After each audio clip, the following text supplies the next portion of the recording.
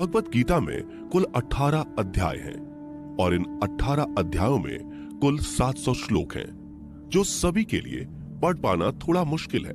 इसलिए आज के इस बेहद ही खास वीडियो में हम भगवत गीता के विचारों के बारे में बात करने वाले हैं, जिन्हें जानकर आप भगवत गीता का सही मतलब समझ पाएंगे।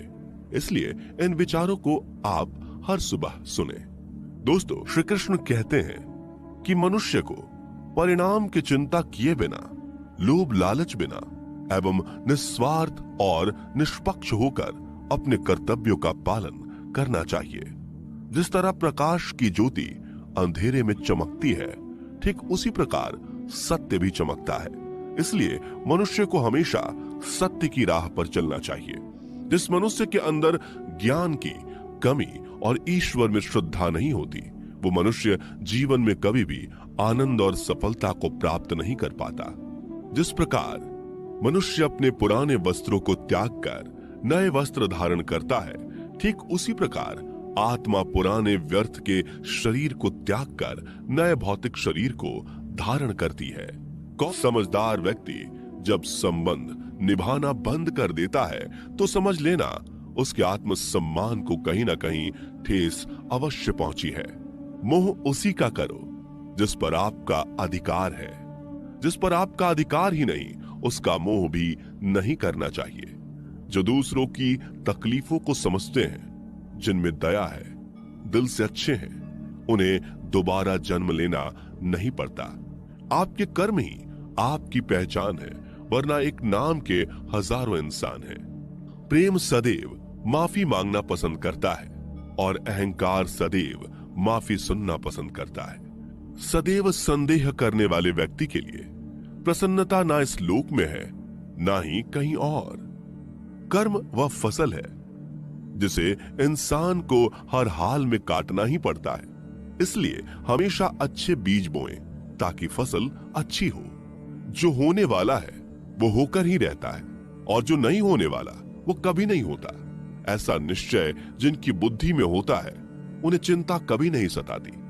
अच्छे कर्म करने के बावजूद भी लोग केवल आपकी बुराइयां ही याद रखेंगे।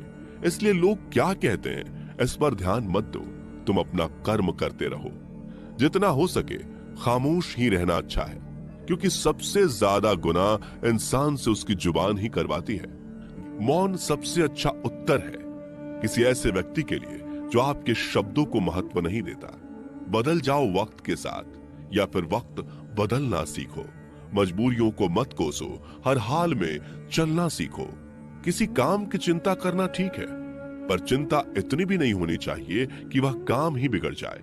अच्छी नीयत से किया गया काम कभी व्यर्थ नहीं जाता और उसका फल आपको जरूर मिलता है।